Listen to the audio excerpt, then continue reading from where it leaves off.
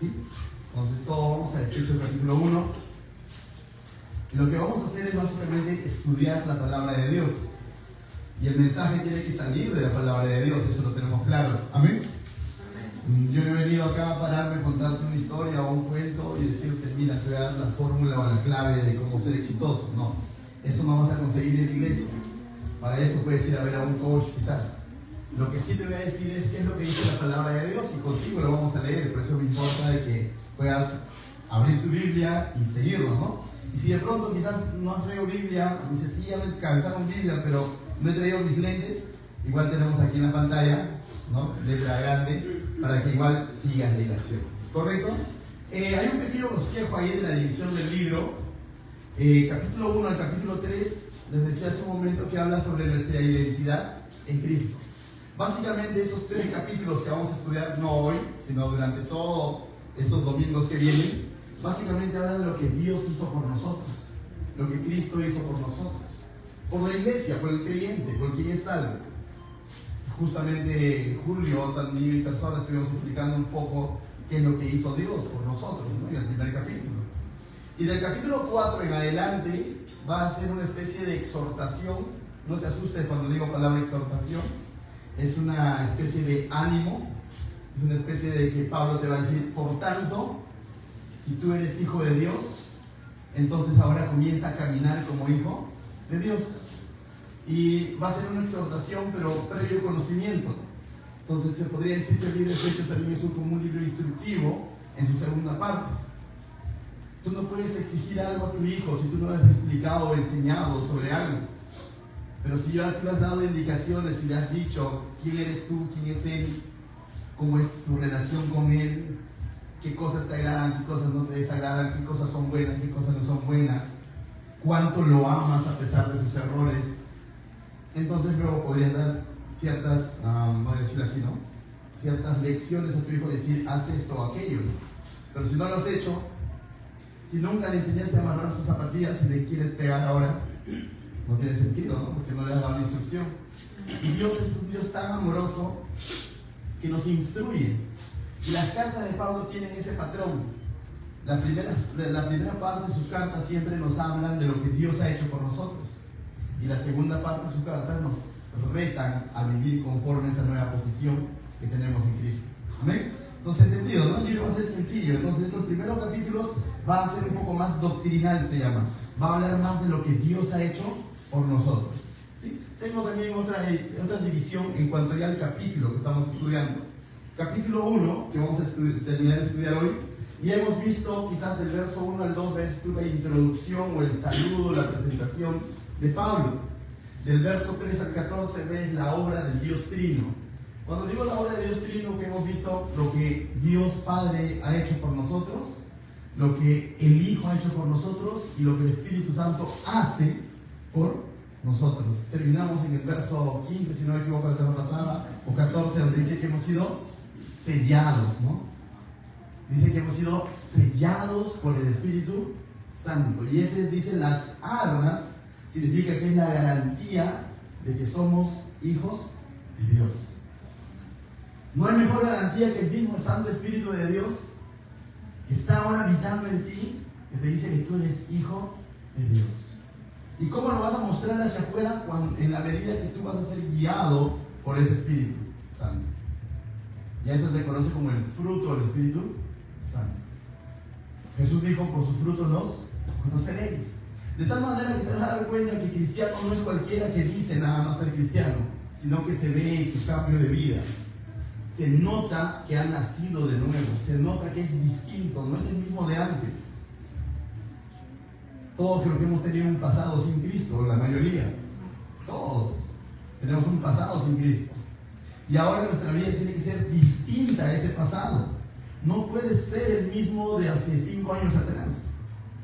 Si te encuentras con tus amigos de pronto después de años y te siguen viendo igual en tu conducta, probablemente no ha pasado nada en ti, porque ellos tienen que notar un cambio. ¿Amén?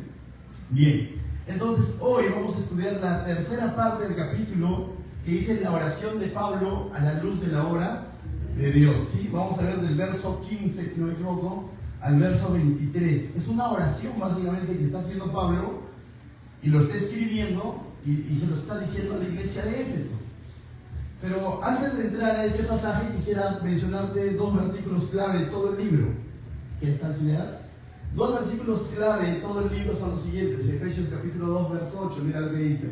Lo vamos a leer juntos, dice: porque por gracia sois salvos por medio de la fe, y esto no de vosotros, pues es un don de Dios, no por obras para que nadie se gloríe, porque somos hechura suya, creados en Cristo Jesús para buenas obras, las cuales Dios preparó de antemano para que anduviéramos en ellas. Entonces, dan cuenta que estos dos versículos están resumiendo de alguna manera lo que Dios ha hecho, lo que Dios tiene preparado para ti y que tienes que andar. Somos llamados a hacer obras, sí, pero no para ser hijos de Dios, porque la salvación ya es por gracia, dice. Por gracia somos salvos. Somos hechura suya, dice, por medio de la fe. No es por obras, no es porque de pronto yo soy bueno y de pronto entonces ahora soy salvo. No, yo soy salvo por gracia y misericordia de Dios, y lo único que he hecho es creer en esa gracia, en ese regalo inmerecido que es Jesucristo. Pero si realmente he creído, entonces ahora soy una nueva criatura, soy hechura suya, dice, creado en Cristo Jesús, Señor nuestro. ¿Para qué? Para andar en las obras que Él tiene preparado.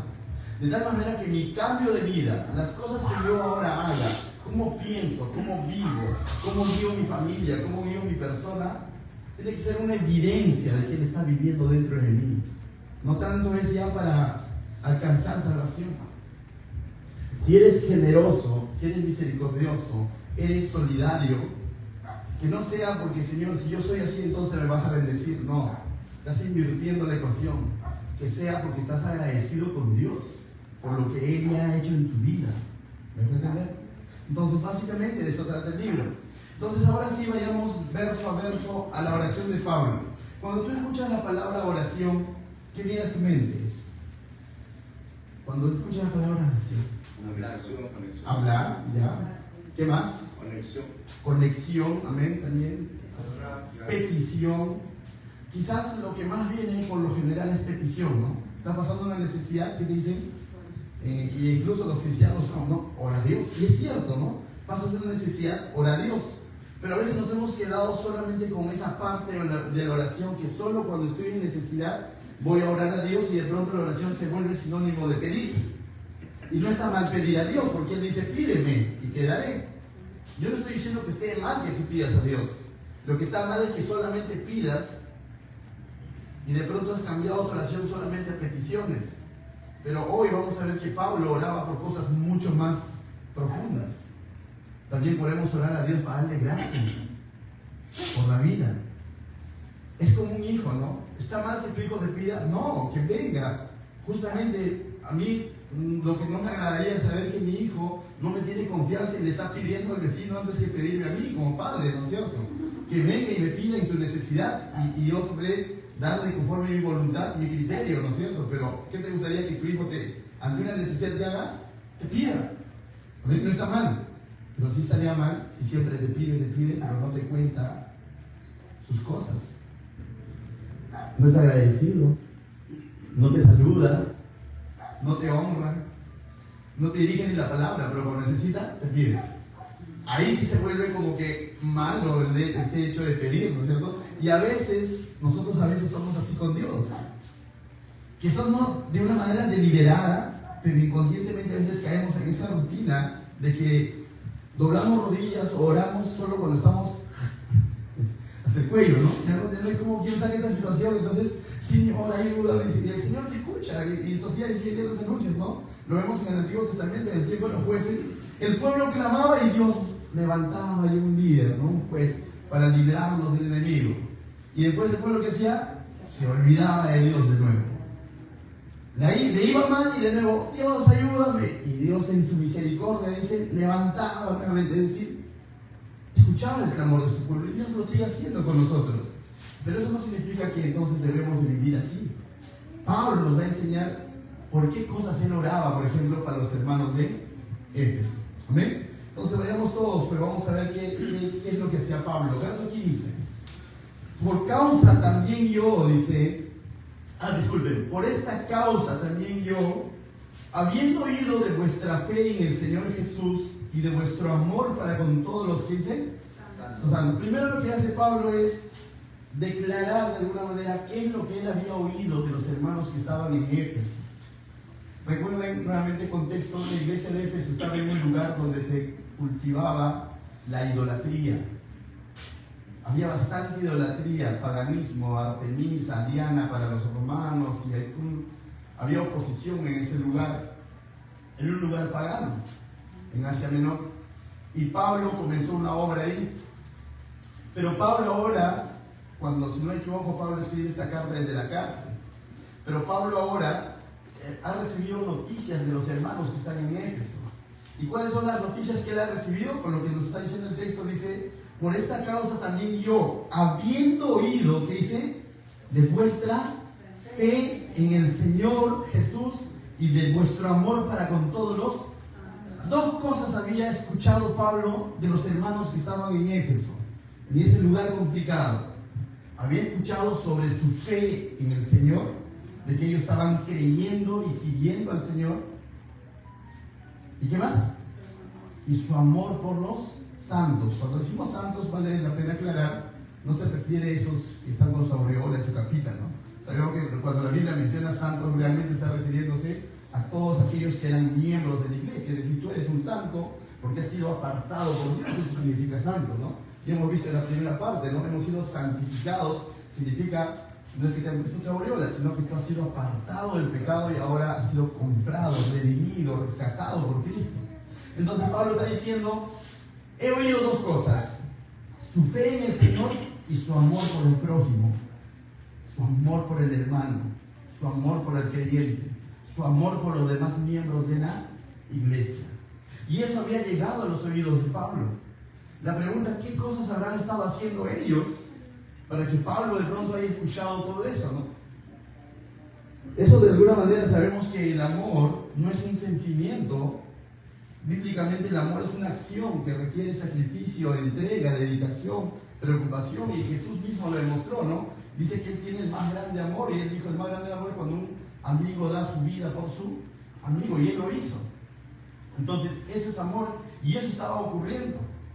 Por eso que más adelante, cuando la iglesia de Éfeso, más adelante, no en el tiempo que Pablo está escribiendo, sino más adelante, cuando la iglesia de Éfeso se desvía de esas cosas, Jesús, cuando hace una demanda en los mensajes a las iglesias de Apocalipsis, que dice: ¿dónde has dejado tu primer amor? Y ahora vemos que ese primer amor hablaba de ¿qué? De fe y de amor al prójimo. Entonces, mis hermanos, la pregunta esta noche es: ¿se nota nuestro cristianismo? ¿Alguien más nos nota así como Pablo? ¿Podrá de alguna manera decir de nosotros, de ti en lo personal, decir: he escuchado sobre tu fe en Cristo, he escuchado sobre tu amor al prójimo? ¿Alguien más podrá decirlo? ¿Qué dices tú? Si alguien tuviese que enterarse de ti, ¿qué cosas se entera de ti? ¿Cosas como esas, como para que sea un elogio? ¿O más bien se entera de que hoy he escuchado que estás, no sé, ¿no?, tambaleando? ¿Qué se están enterando de ti? ¿O qué están observando las personas de ti? ¿Que realmente eres un seguidor de Cristo? ¿Que realmente estamos amando al prójimo? Ahora, es interesante porque estas dos cosas son como la evidencia de nuestro cristianismo, ¿no? Nuestra fe en Cristo y ¿qué? Nuestro amor al prójimo. Ahora, cualquiera, hemos dicho en algún momento acá, puede decir: yo amo a Dios. Pero no cualquiera puede decir: yo amo a mi prójimo, porque eso sí puede ser comprobable. Porque si tú lo amas, ¿por qué lo tratas así?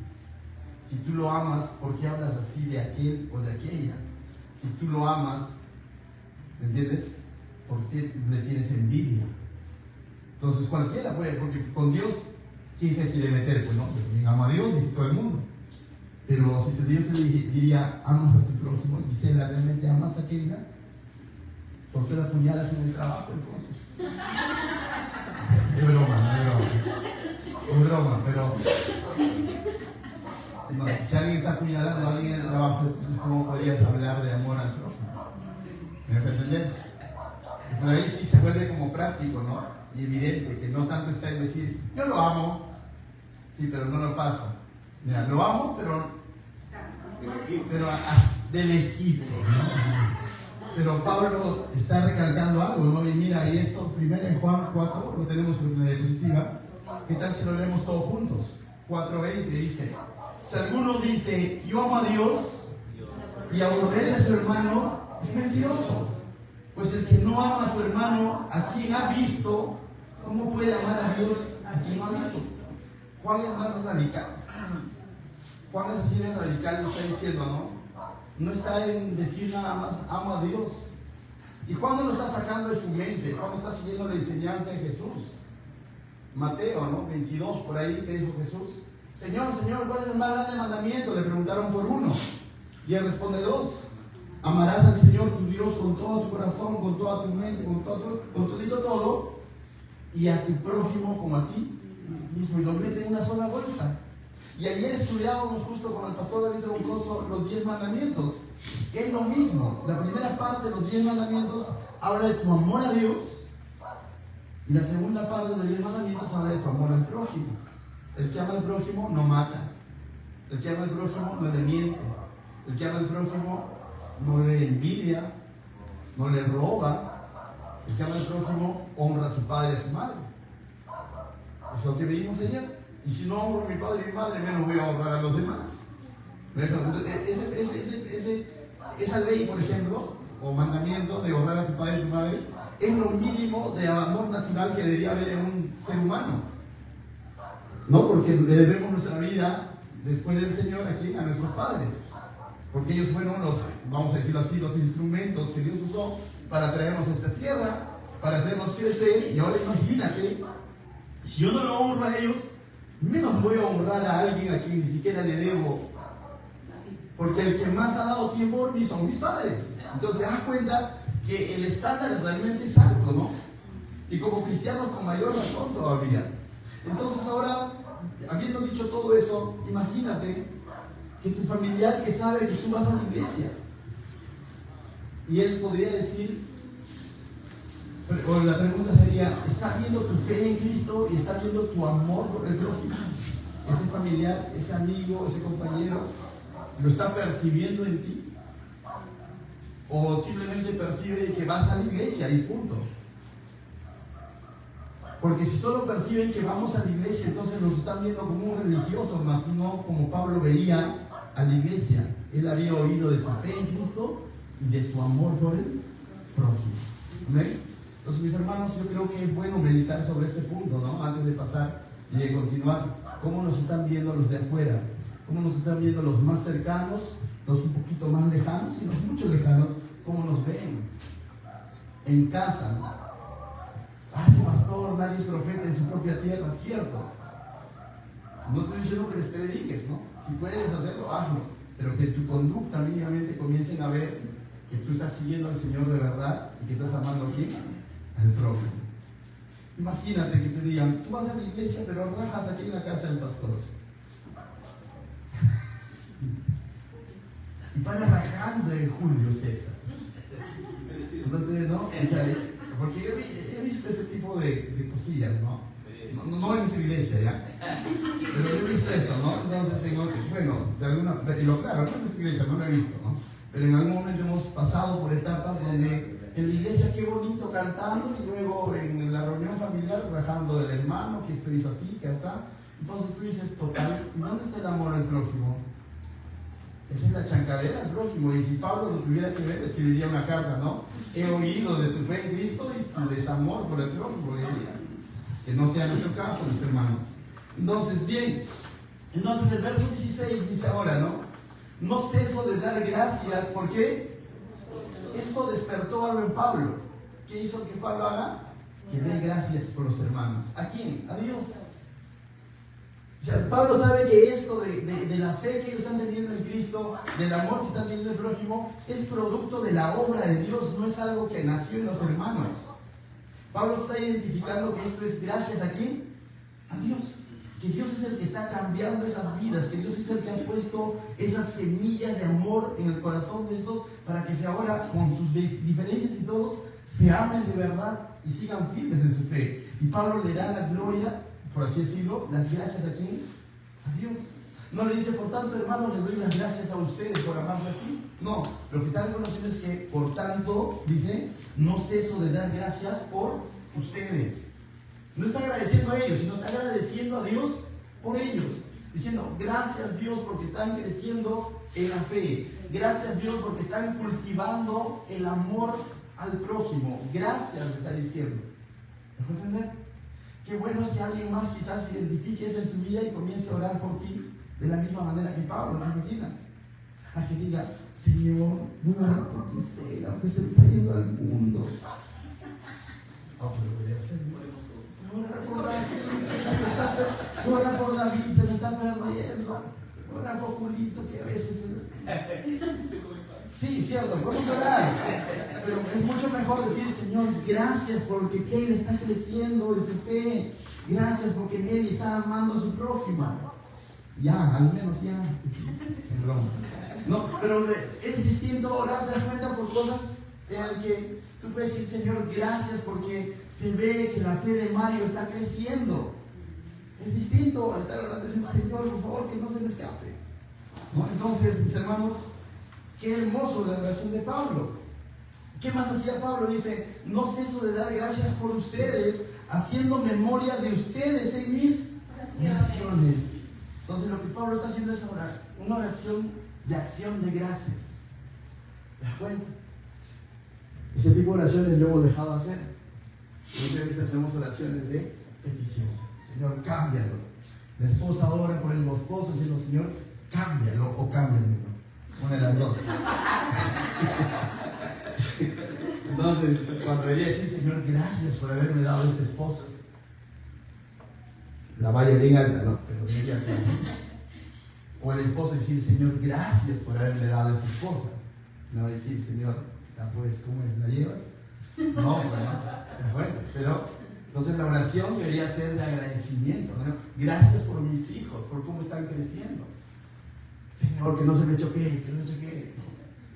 Hay momentos en que quizás vamos a orar así, pero que no sea una constante, sino que nuestra oración sea de agradecimiento por lo que Dios está haciendo y por lo que estamos evidenciando. Amén. Entonces, yo creo que los líderes tenemos que comenzar a orar así, mis hermanos. No hay por qué orar, no hay ningún enfermo. Entonces, agradezcamos a Dios de que no hay enfermos, pues. ¿Me puede entender? O sea, a veces pensamos que orar solamente cuando hay una necesidad. No, agradezcamos a Dios porque estamos bien. Entonces, eso es lo que está haciendo básicamente Pablo. Está haciendo una oración de acción de gracias. Pero va a orar ahora por algunas cosas más, mira. Y es interesante porque va a orar por algunas cosas más profundas todavía. Verso 17, Pablo va a orar para que conozcan más a Dios. ¿Que no lo conocen? O sea, su fe en Cristo está ahí. Su amor al prójimo también. Pero aún así, Pablo aún no considera que ellos ya conocen todo de Dios, sino que necesitan seguir conociendo más de Dios.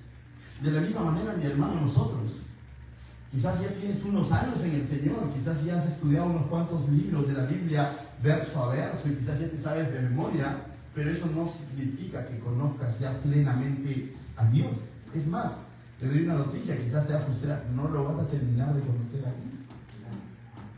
O sea, Dios es tan,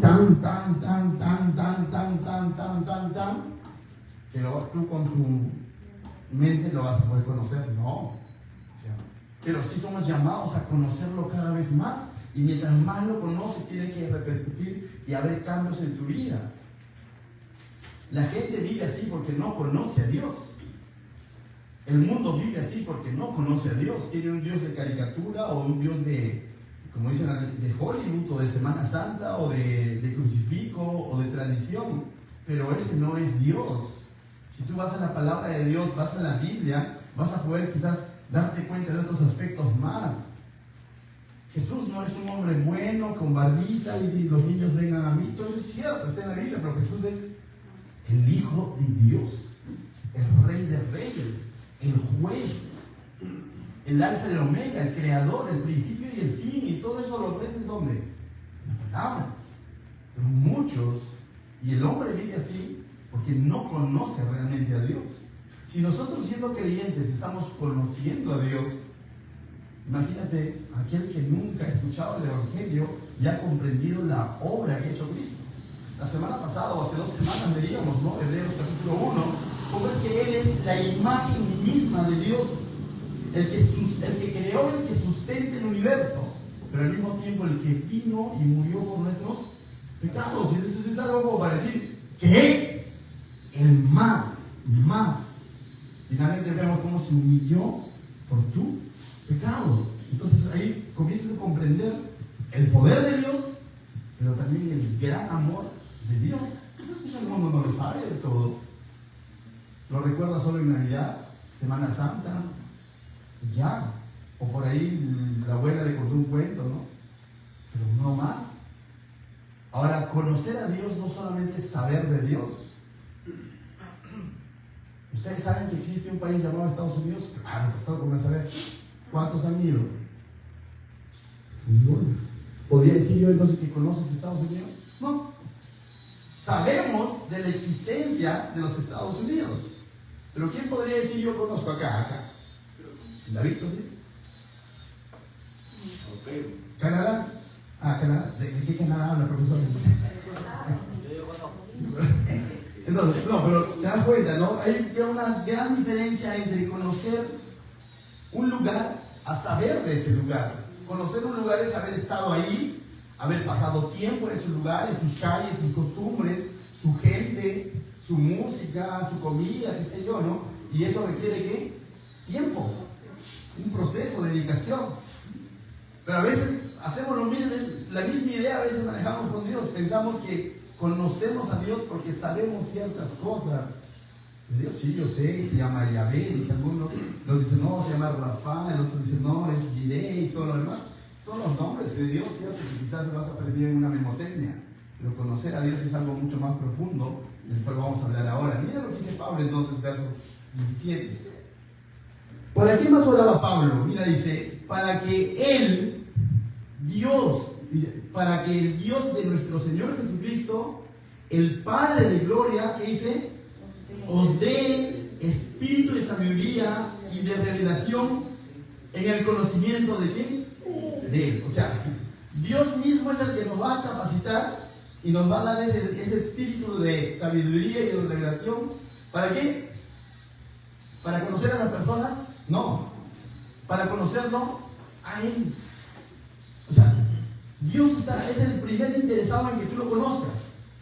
Y es el único que te puede capacitar para que tú lo conozcas a Él como debe de ser. Y Pablo está orando por eso, para que el Dios de nuestro Señor Jesucristo, el cual dice, el Padre de gloria, os dé espíritu de sabiduría y de revelación en el conocimiento de Él. Entonces, ¿quieres conocer más a Dios? Ora a Dios. Déjate guiar por ese Santo Espíritu por el cual has sido sellado, del cual hablábamos las semanas pasadas. Y busca, mi vida, Señor, yo quiero conocerte más. No tanto, digamos, Señor, dame tu Espíritu para poder, no sé, pues, ¿no? Como algunos alucinan por ahí, para, no sé, para hacer milagros, para decir profecías, cosas como esas, ¿no? Que ciertamente dice que el Señor lo da como Él quiere, cuando Él quiere. Pero a veces el hombre creyente, me estoy refiriendo, que si alguien inconverso, se convierte como ese Simón el mago, ¿se acuerdan? Que quería el poder que tenía, que obraba en los discípulos, en Pedro básicamente, para él sacar ventaja de esos milagros que hacían. Entonces estaba anhelando el Espíritu de Dios, ¿para qué? Para su propia conveniencia. Cuando deberíamos de anhelar esa sabiduría, esa revelación de parte de Dios, pero no para nuestra conveniencia, sino para conocerlo más a Él. Para conocerlo más a Él. Y eso, mis hermanos, requiere dos cosas, que son claras y son una constante, valga la redundancia, en la palabra de Dios. Dos cosas. Decíamos hace un momento, no solamente se trata de saber de Dios, sino de conocerlo, y conocerlo requiere pasar tiempo con Dios. Una manera es cuando tú abres tu Biblia y comienzas a leerlo con un corazón dispuesto a decir, Señor, quiero escuchar tu voz. A eso se le llama estudiar la palabra de Dios. Es un elemento importante en tu conocimiento de Dios. Pero ¿sabes qué? No te vayas al extremo de volverte un intelectual de la Biblia nada más. Abre la palabra de Dios, no dejes de hacerlo. Medita de día y de noche, le dijo Josué. Ya, pero para conocer más a Dios, para saber más de Él, para saber cuál es tu voluntad en tu vida, qué es lo que Él tiene preparado para ti. Y hazlo, no lo dejes de hacer. Lo hacemos como iglesia con los estudios de verso a verso. Hazlo tú de manera personal en tus devocionales. Trázate una meta, leer un libro de la Biblia. No te digo toda la Biblia en un año quizás, pero leer un capítulo quizás en una semana. El mismo capítulo probablemente. Lunes, capítulo 1. Martes, capítulo 1 de nuevo. Dale, no hay problema, nadie te gana. Pero comienza a hacerlo. Créeme que vas a comenzar. Si tu corazón es el correcto, el Señor se va a revelar a través de su palabra. Dice que esta es la profecía más segura que tenemos, que es la palabra de Dios que ya ha sido dada. A veces queremos escuchar la voz de Dios y pensamos equivocadamente que lo va a hacer a través de un predicador, que lo va a hacer a través de un sueño, o tiene que venir un profeta por ahí. No, abre la Biblia y comienza a leerlo, y te lo digo de todo corazón. Muchos de los hermanos, si tú ya los ves sirviendo con un corazón ahí dispuesto, es porque justamente la Biblia, ellos lo que comenzaron a hacer fue seguir este consejo, abrir la palabra de Dios, y la palabra de Dios comienza a causar naturalmente en ellos una respuesta. De tal manera que ahora seguimos a Dios, servimos a Dios, honramos a Dios, porque sabemos quién es Él. Ya no porque hay alguien detrás de mí diciéndome, si tú haces esto te va a bendecir, si tú haces esto, si no haces esto te va a castigar. Y nos damos cuenta que no es así. Porque a Dios se le puede servir por diversas motivaciones, pero el único servicio que vale es cuando tú le sirves porque lo conoces y ahora estás agradecido con Él. Entonces necesitamos conocer cada vez más a Dios. ¿Cómo está tu devoción, tu servicio, tu comunión con Dios?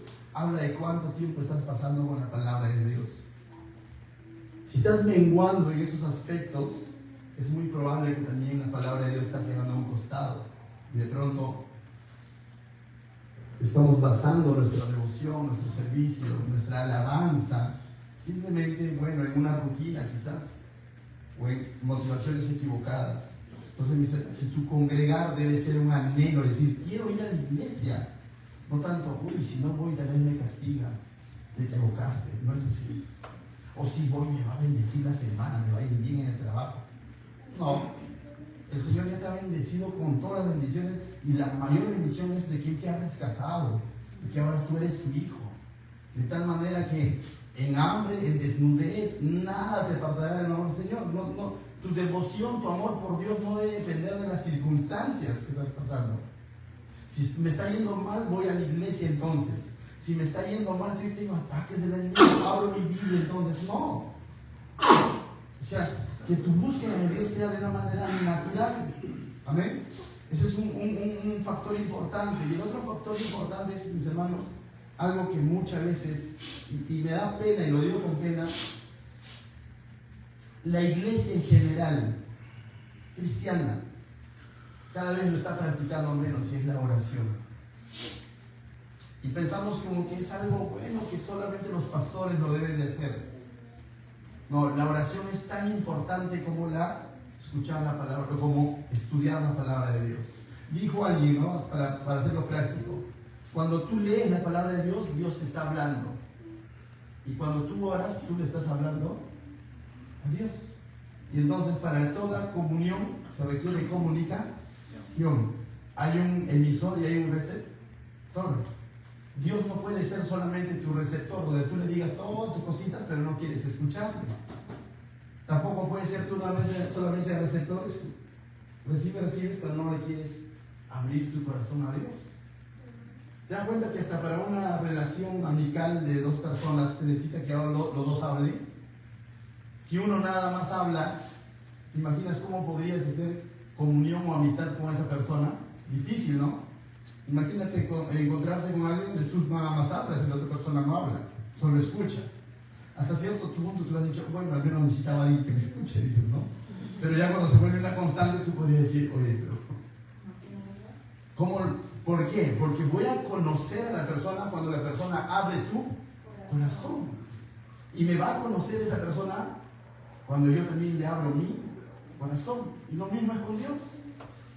A veces nos acercamos a Él y no le abrimos nuestro corazón. No le exponemos. Y aunque Él lo sabe, y a veces nos basamos en eso, ¿no? Él es soberano, Él lo sabe todo, sí, pero es como aquel padre, ¿no? Yo como padre sé cuando quiere y dice, yo sé que quiere, pero espero que me lo diga.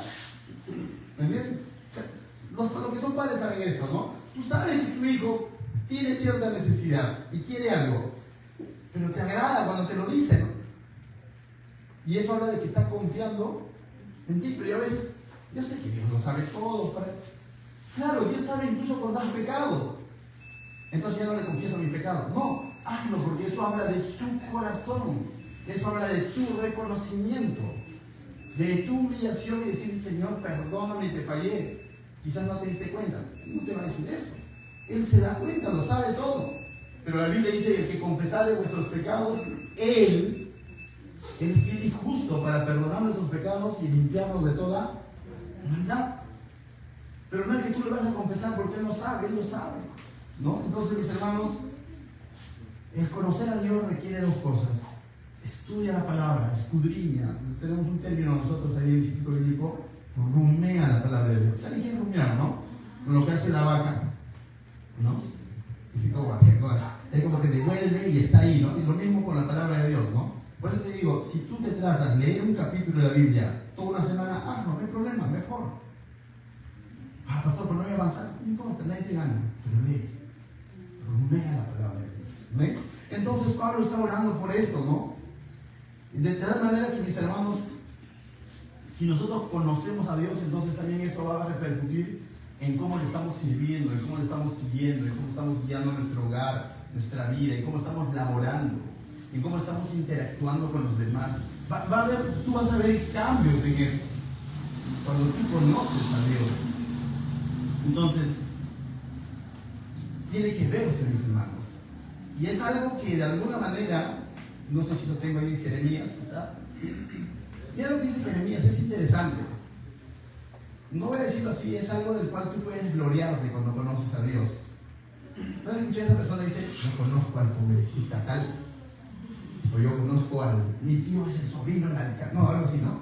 Mi tío es el sobrino del alcalde, ¿no? Como que se jactan de conocer a alguien, ¿no? Y Jeremías dice algo así, como que si hay algo de qué jactarse, por así decirlo, o de qué gloriarse, que sea de conocer a Dios. Mira lo que dice Jeremías. Así dijo Jehová: no se alabe el sabio de su sabiduría, ni en su valentía se alabe el valiente, ni el rico se alabe en sus riquezas, mas alabes en esto el que se hubiere de alabar. ¿Qué dice?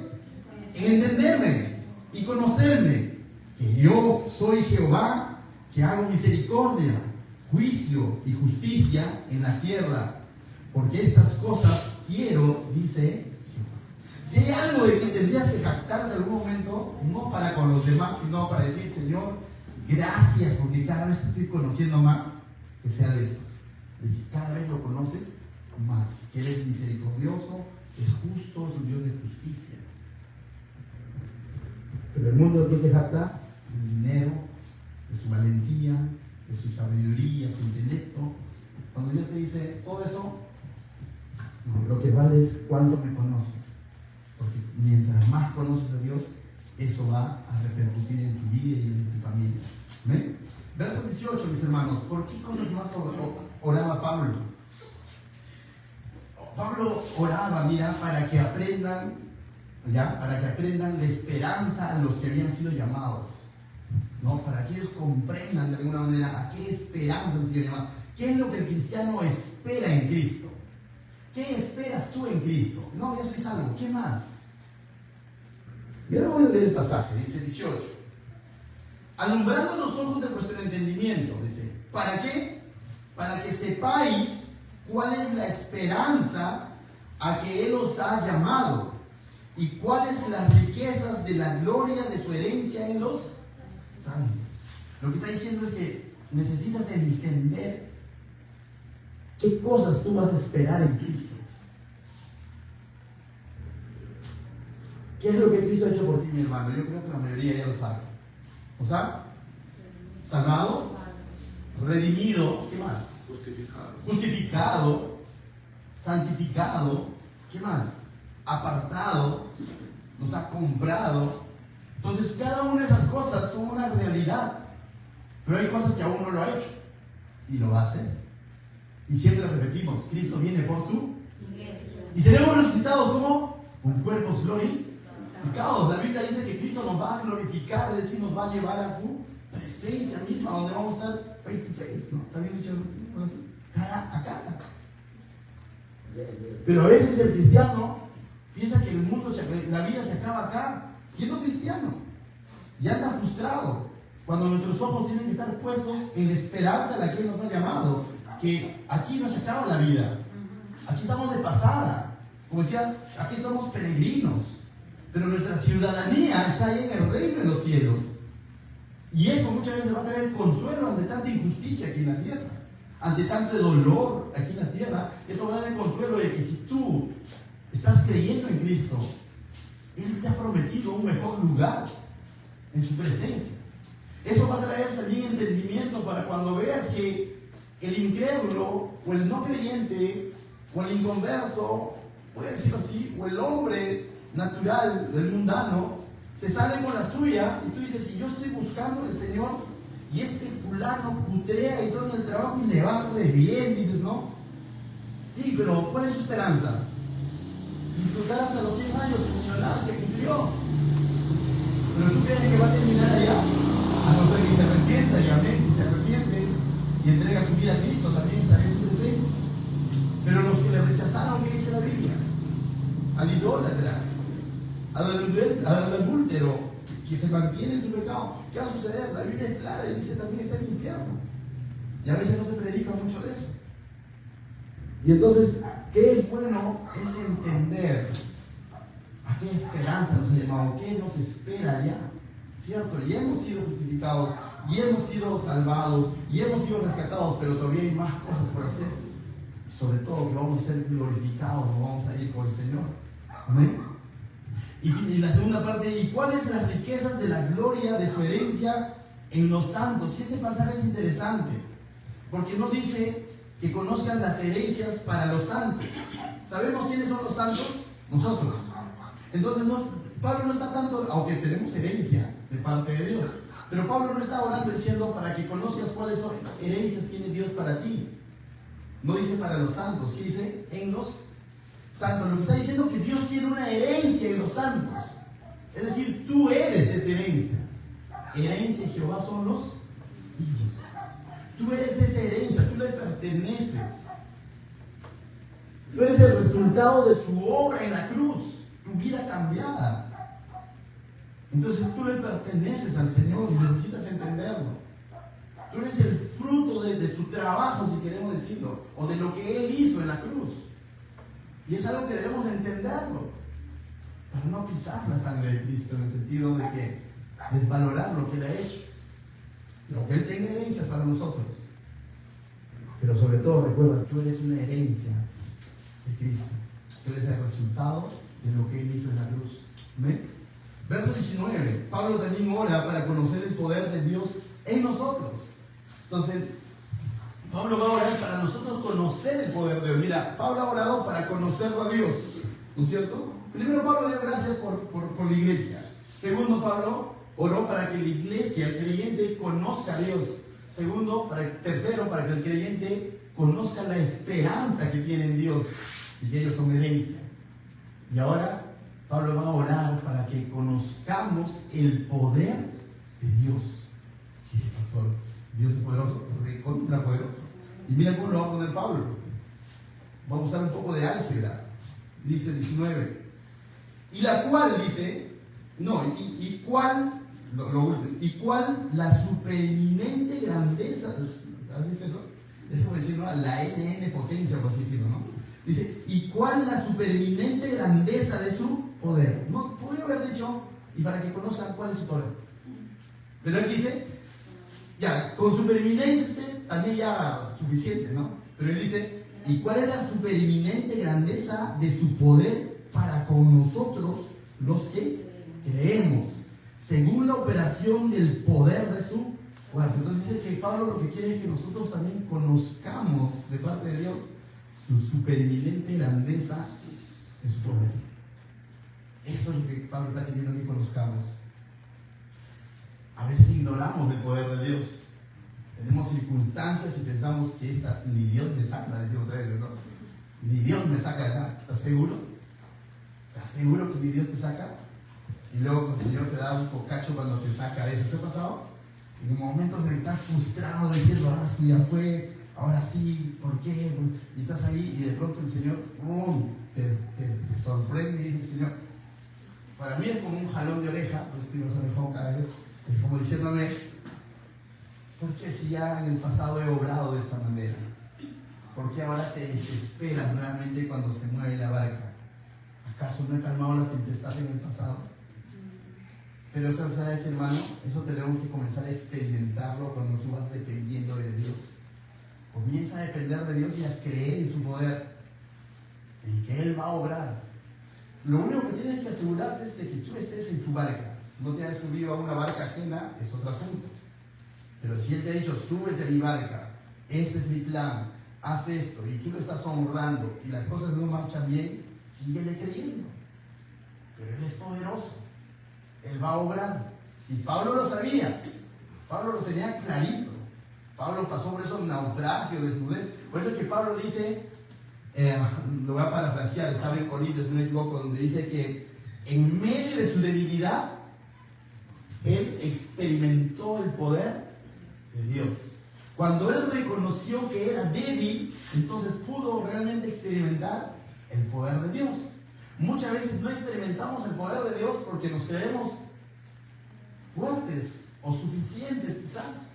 Justo hoy teníamos un devocional con algunos siervos de la iglesia y hablamos de eso, ¿no? Que la verdadera valentía radica en nuestra dependencia total de Dios y no en nosotros mismos. Y qué importante es entender esto, mis hermanos, que Dios es poderoso y que el cristiano debe saber. Entonces, que Dios es poderoso.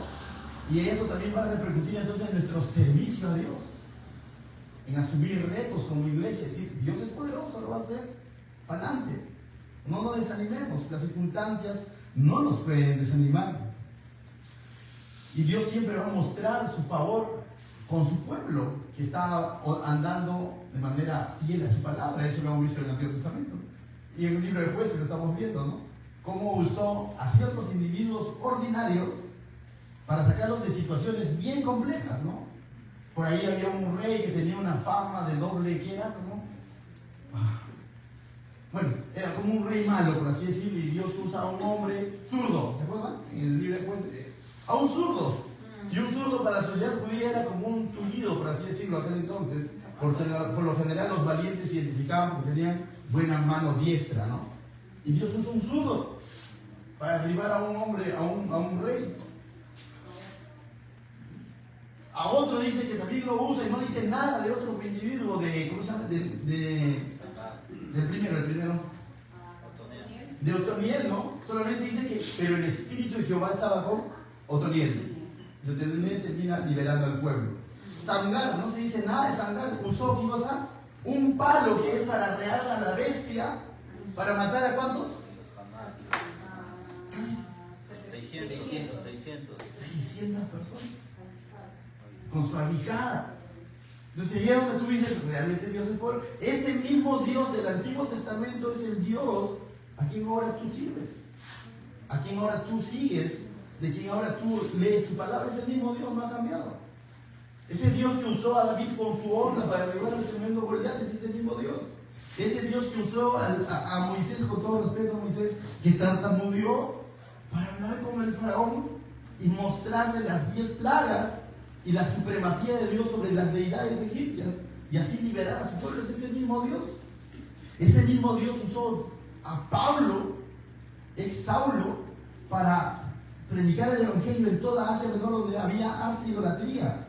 Corinto, la región de Galacia, Éfeso, y Pablo siempre salió victorioso.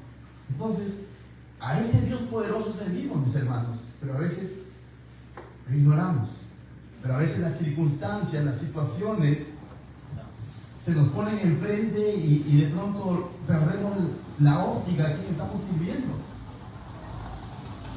Cuando tú estás predicando el evangelio, cuando estás aconsejando a alguien, recuerda que detrás de, si tú estás siendo bíblico, detrás de ti está ese Dios poderoso.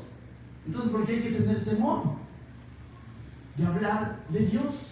Porque detrás de ti está ese Dios poderoso. No, pero qué roche, que mira, tiene estudios. No. Ahí se cumple que Él de lo vil y menospreciado llamó a sus siervos para avergonzar a quienes, los sabios, y ahí se cumple. Porque entonces, si tú vas a decir, es que es estudioso, tiene grados académicos, ¿cómo le voy a hablar de la Biblia? Entonces, entonces ponte a estudiar en la universidad y después le hablas. No es así. ¿Me vas a entender? No, es que él tiene dinero y yo soy más pobre. Entonces al dinero y después le hablarás. No es así. ¿Me vas a entender? Dios va a usar lo ordinario porque Él lo que quiere mostrar es su poder. Él quiere mostrar su poder. No es con espada, no es con ejército, es con el poder de su Santo Espíritu, dice la palabra de Dios, Zacarías. Amén. Anoté aquí un pensamiento de Spurgeon, lo voy a leer, dice: muchos cristianos no conocen este poder, refiriéndose al poder de Dios, o solo lo conocen desde la distancia. Dios quiere que la vida de resurrección sea real en la vida del creyente.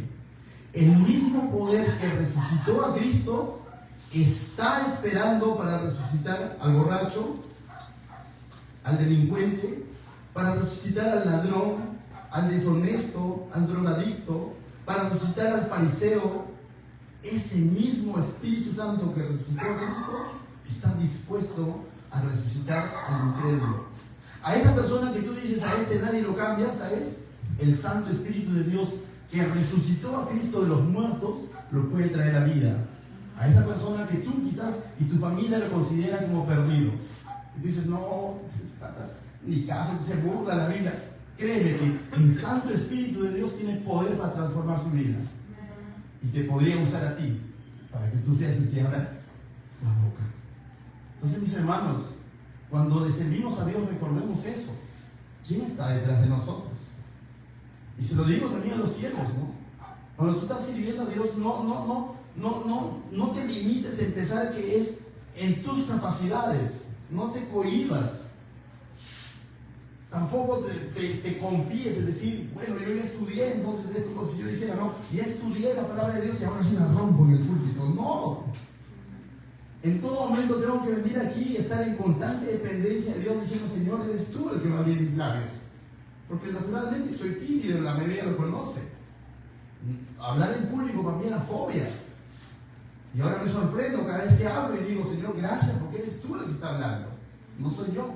Pero en el momento en que yo diga, ya no lo sé todo, no necesito estudiar la Biblia, ya la hago, voy a hacer cualquier cosa menos predicar la palabra de Dios. Entonces, mis hermanos, lo mismo que repercute en tu servicio a Dios. Cuando alguien te encomienda algo, di, Señor, gracias, ayúdame a superarme en esto, ayúdame a mejorar en esto, ayúdame, capacítame, quiero hacerlo. Y hazlo de la mejor manera, pero confiando en su poder.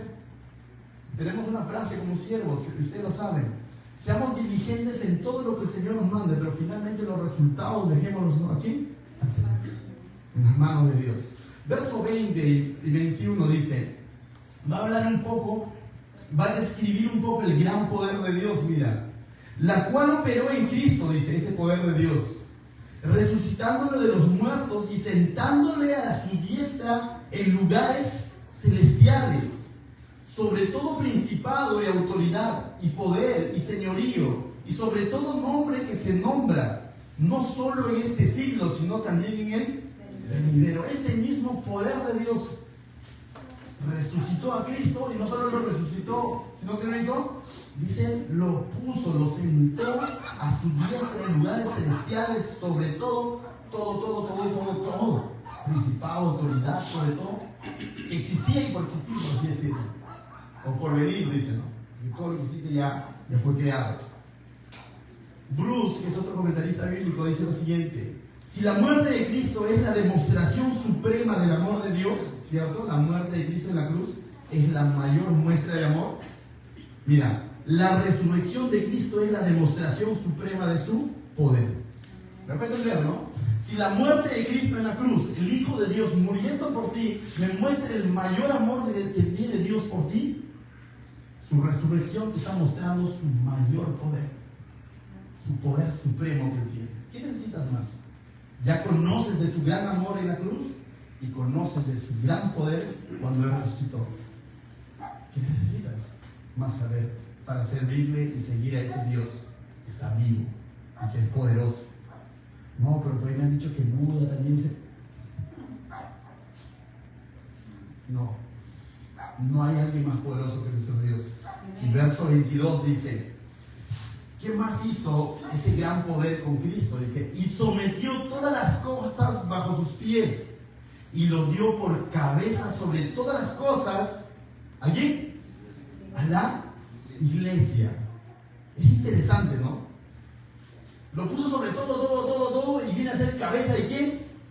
De la iglesia. Tú puedes decir, bueno, como que cabeza del universo, lo es, pero suena muy lejano.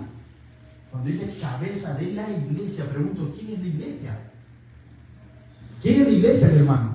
Tú y yo somos la iglesia. Pablo constantemente dice que la iglesia es el cuerpo de Cristo. Y es más, acá lo dice, verso 23, la cual es su cuerpo. ¿Quién? La iglesia. Es más, Jesús, con ese gran poder que resucitó, se puso sobre toda autoridad del universo, pero como cabeza ¿de qué? Tuya. Y cabeza de la iglesia, que es tu cuerpo, del cual tú eres miembro, y eres la cabeza. Y al ser en la cabeza va a tener cuidado de su cuerpo.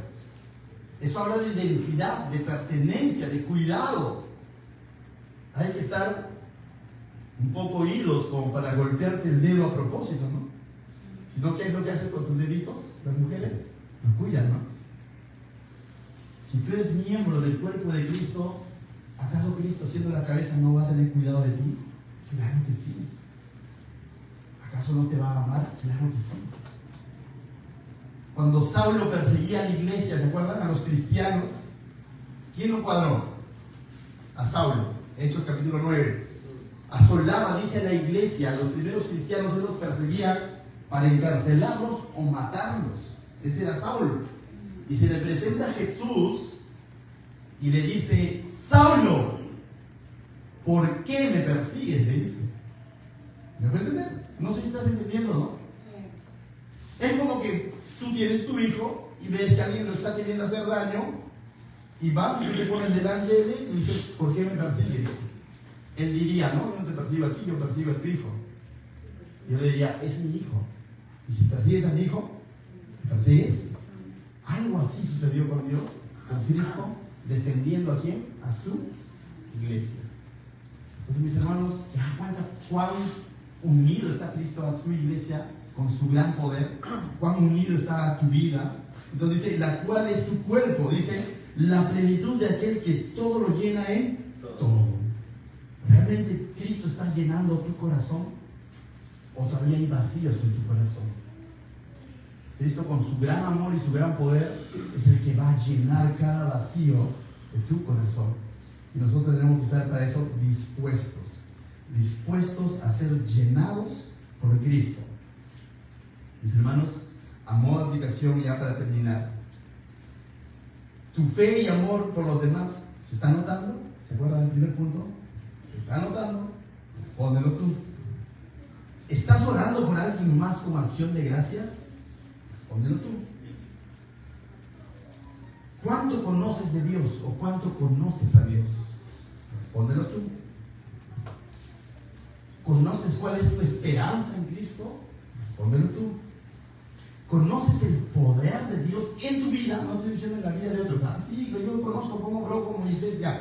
En tu vida. Así también por ahí me he enterado cómo obró en la vida de Julio o en la vida de... No, en tu vida ya experimentaste el poder de Dios. Depende de él. Reconoce tu debilidad y vas a ver que vas a experimentar el poder de Dios. Y por último, mis hermanos, tú eres miembro del cuerpo de Cristo. ¿Estás siendo guiado por la cabeza que es Cristo? ¿O te estás guiando tú mismo? Cuando nos guiamos nosotros mismos nos metemos en problemas. El ser insensato es el que confía en su propia prudencia. Necesitamos ser guiados, porque esa cabeza está para cuidarnos, pero también para guiarnos. ¿Qué es lo que guía el cuerpo? La cabeza. Y que Cristo sea, si es la cabeza en tu vida, que guíe tu vida. ¿Qué tal si nos ponemos de pie para poder darle gracias a Dios por la palabra esta noche?